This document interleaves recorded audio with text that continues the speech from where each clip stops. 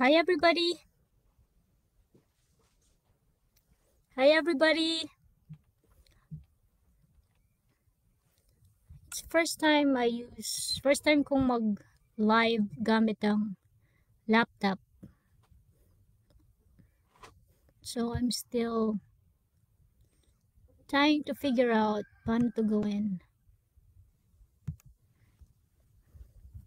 I came out today because it's sunny. Look at it's very beautiful day.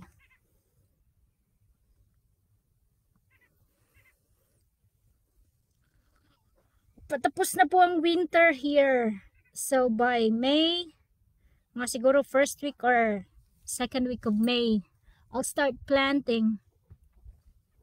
Yan yung mahirap dito sa USA, especially here sa Minnesota. If it's winter time, then all your plants die. So you have to grow and plant again in springtime, which is this coming May. By the way, I ordered a book,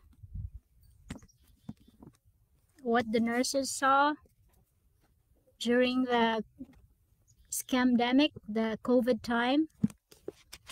It's an investigation into systematic medical murders that took place in hospitals during the COVID panic and the nurses who fought back to save their patients. Yeah, and I'll start reading this book sometime.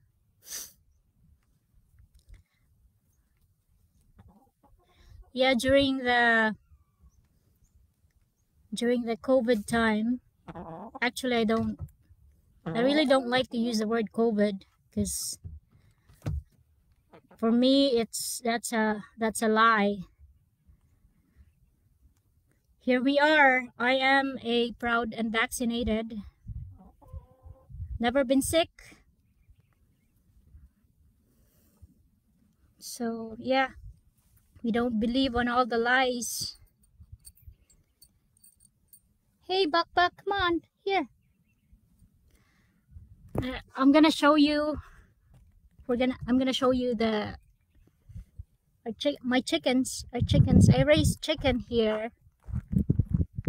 I quit my job during the scamdemic COVID time, it was a best choice because I don't want to put up with all the lies. I don't want to be part of the lies. You know, you wearing mask, taking the vaccine. So I'm not into that. We're not into that. Here.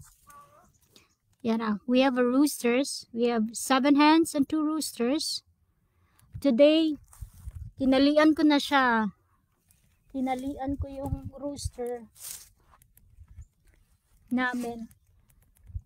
Cause, hi rooster. They start attacking people, our roosters, and beating us up. So, kailangan ko na siyang talian. The rest of our chickens are everywhere. The hens.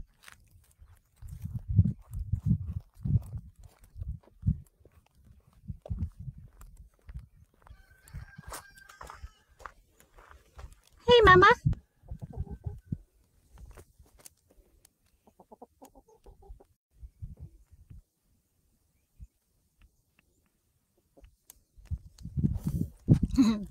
Nagsa-sunbathing.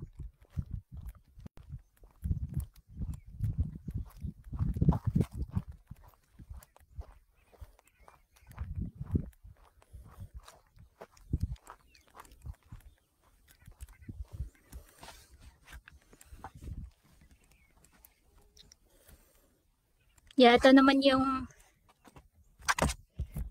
plants ko.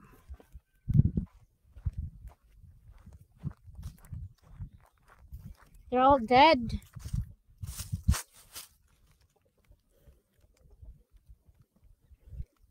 They're dead.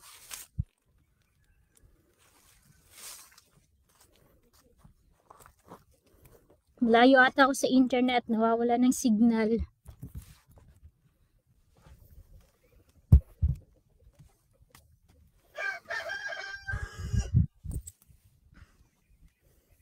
Alright. I don't know how to...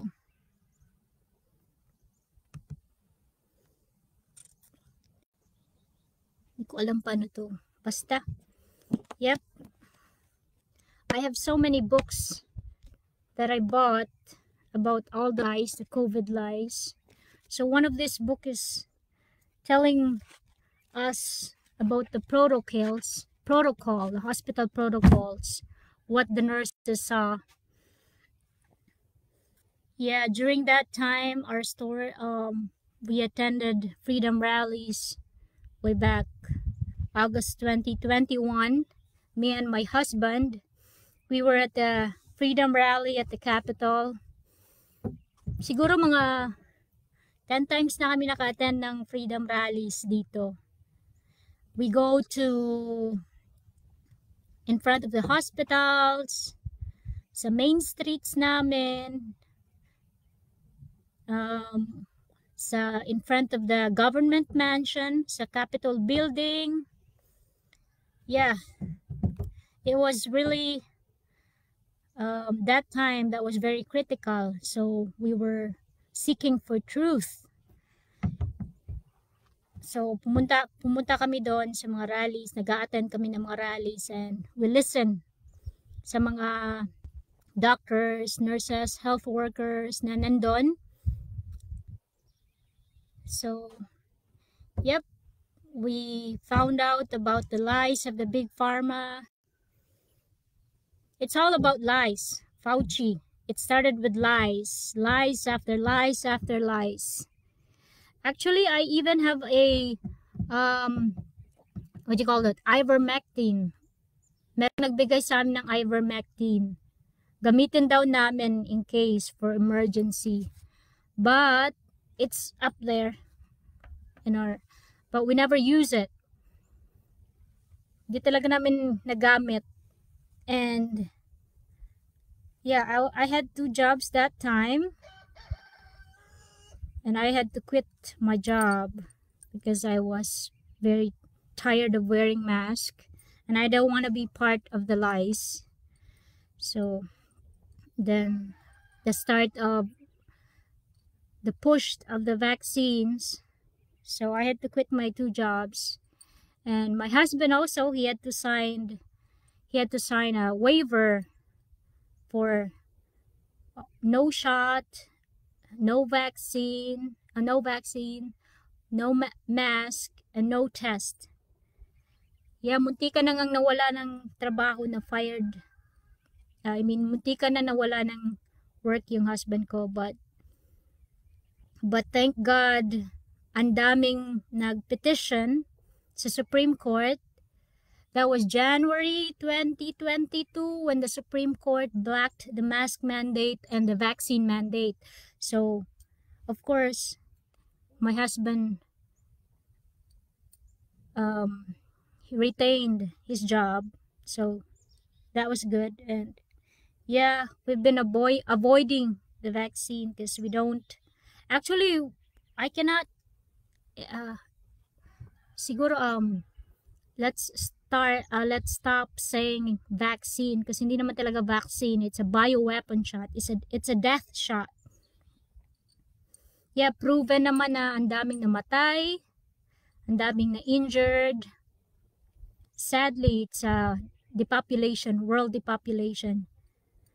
So when we went to the Philippines last year, July till August, when I was still here in the here, and they said na required pa daw yung testing for unvaccinated, and yung QR, ano ba yan? QR form something? What do you call it? Tawag nun? Something. So I fill out that form, and there was a question there if you're vaccinated or blah blah blah, all the BS question there. requirement yun eh. So, yeah, we have to comply. And then I said, so dumating kami sa Philippines in July. And nung nandun na kami sa Cebu Airport, may dalawang lane for the green QR code and lane for the red QR code. I can't remember ano bang kulay sa amin, red ata or green, what was that? Basta yung lane sa unvaccinated, doon kami naglinya. Then there was an officer or a staff there na we have to answer all the questions, and she asked us if we are vaccinated, and we said no, we don't need it, and we're not sick, we're perfectly healthy. And she asked us if we have yung PCR test result. So we said nope, we don't need it, we don't have those. Okay naman, and they let us in. So huwag na po kayong mag-alala, don't worry, kapag unvaccinated kayo, makakauwi na kayo ng Pilipinas. So yes, you can go home, don't be afraid. Yeah, when I was there last year, lahat ng mga taong na-encounter ko that day, lahat ng mga taong I meet that day, I talk to them, I speak to them, I show them pictures. Kasi minsan, when you share your experience to them, sometimes they don't believe you, or sometimes, yung ibang mga tao, kailangan pa kasi ipakitaan mo ng mga pictures or ng mga evidences. So I have to show them our pictures, our videos during the rallies dito. Mostly naman sa mga na-meet ko that time in the Philippines, mga taxi driver, mga tricycle driver, yung mga staff, mga cashier sa mall, mga sales lady sa mall, lahat naman sila they were forced to take the vaccine kasi daw requirement ng work nila. So I feel bad for them. But I told them what our experiences here. Yung iba naniniwala, that was good. So yeah, don't believe in all the lies that they are telling you, all the propagandas. Yeah, study, research, do your own research. Sa akin kasi, based sa experience ko, when I came here, they required me to have vaccines sa St. Luke's kasi as a fiance, part daw yun ng fiance requirement. So if you don't have those vaccines or medical sa St. Luke's, then you can't come here. Well, I did not know that time. That was October 2016. I did not know about it. Yung mga side effects, may mga side effects pala yung mga vaccine na yan. So, nito lang talagang for the past 3 years, mas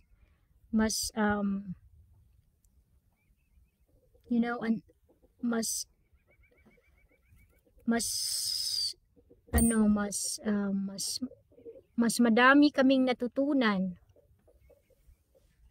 about it. So, me and my husband, we've been married for almost 8 years na, and we still have no kids.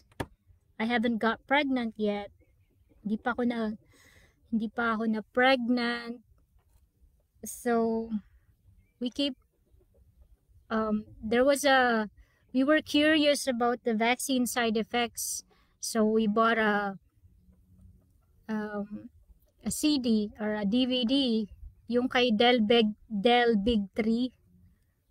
Si Del Big 3 is very famous, and we see him before during the Freedom Rally sa Capitol. He was one of the speaker. So we bought the DVD titled Vax. You can also see it for free sa bitchute.com na website, or it's available also sa YouTube. The title is Vax. And mga experiences, testimonies ng mga parents that their children or they were vaccinated, yung baby pa sila, yung baby vaccines, that they had side effects after the vaccine. Yung iba, they turn out to be autistic, mga naging autistic sila. And so these are truth. These are from the parents, real experience. So yeah. And in my part too, na hindi pa ako nabubuntis, so I think that's one of the side effects of the vaccine that they gave me. Yung ginagawa nilang, they sterilize people or women para hindi na magkaanak or they're not able to conceive. Especially here sa US, sobrang legal dito ang abortion, legal dito ang same-sex marriage, legal dito ang divorce. So yeah, it's really sad na isa ako sa mga nagkaroon ng side effects. But I'm hoping and praying that that God will have, I believe in miracle, that God will answer my prayers, our prayers. That's why I share my experience to bring awareness to every woman, because it's hindi po it's really sad for us, for me, that until now we still don't have offspring. Then I remember during Noynoy administration,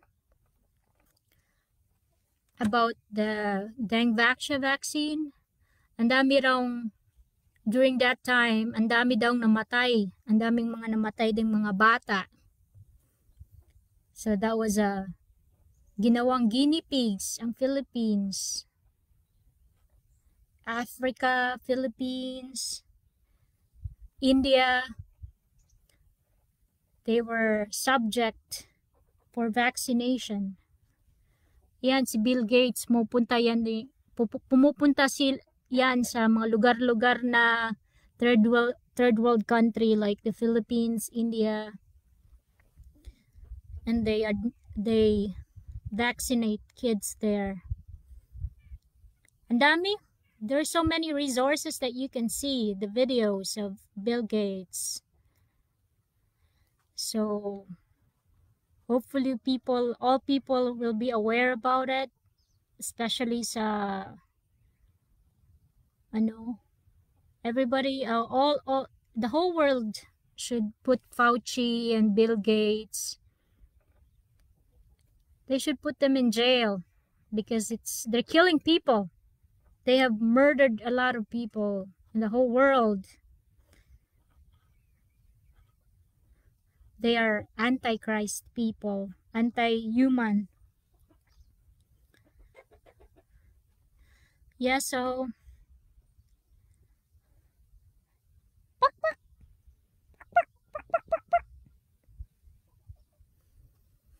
yep.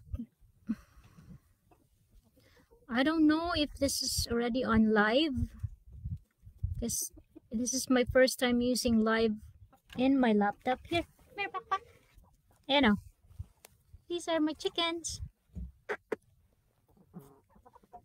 start raising chickens and have a farm. Bill Gates are buying farms all over the world, and we don't trust him. He's a killer. So start your own farm and raise your chickens. Yung mga chickens namin dito, they are very healthy. They are source of our eggs. I feed them corns and mga scraps namin, leftovers, vegetables. And they are healthy, very healthy. They roam around, so they eat what they can find on the ground.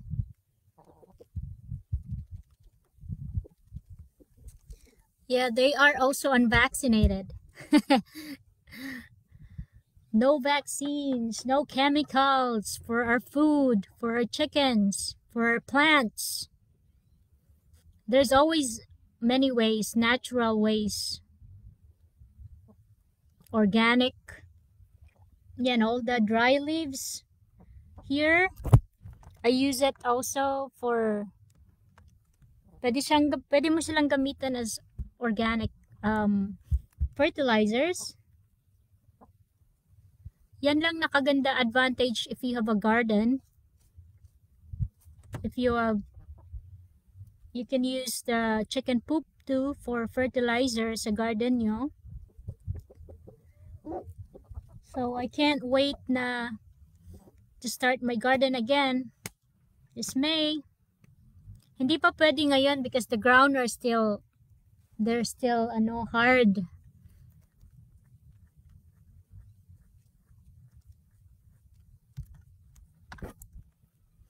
Alright, everybody, I have to go and enjoy the sunlight. Don't be afraid. Enjoy the sunlight. It's God's natural given vitamin C. Sunlight, fresh air. Live your life free. And don't listen to all the negative things. Mostly, you have to do your own research. You have to, especially you have to trust God, our Creator. God had already provided everything to us. You cannot find any quote about the vaccine in the Bible. So your body is a holy temple of God. So don't allow any chemicals or any injections inside your body. Actually, I have an injection. I'm not sure when was this, but I think when I was a baby or during that time sa Philippines kasi we were vaccinated at school.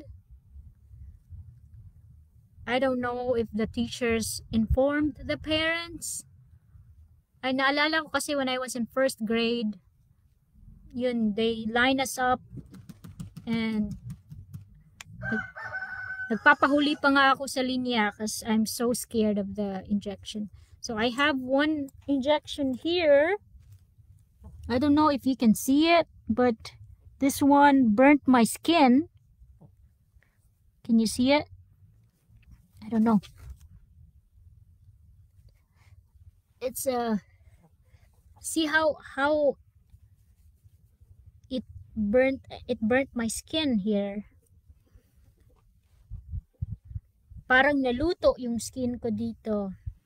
I don't know when was this when I got this, maybe baby vaccine or during my maybe a childhood vaccine. Naluto nga yung skin mo sa labas, 'di ba? Paano kaya kung mas grabe siguro yung effect inside? So, don't trust anything you see in the TV, the big pharma. Dito din, forgot to mention about the flu shot. Ang dami dito. They advertise and recommend to people flu shot. When I came here in 2016, I already see the signs saying get your flu shot, get your flu shot. So I asked my husband, do I need that? What is the flu shot for? And he said, no, you don't need it. You don't need the flu shot. We don't need it. And he said he had his flu shot when he was a child. So you don't want any more injections. Ang dami yan dito. Shingles, polio vaccine. Ang dami. But yeah, don't trust them. If you're a parent, study. Start studying about it. There's so many resources. Just open your eyes and do your own research, do your own study. If you want to really protect your children, stay away from the vaccines. Alright, stay healthy, everyone. Live your life happily, live your life simple, and enjoy, and God bless everybody, and trust God. Keep your faith and keep fighting. I love you all.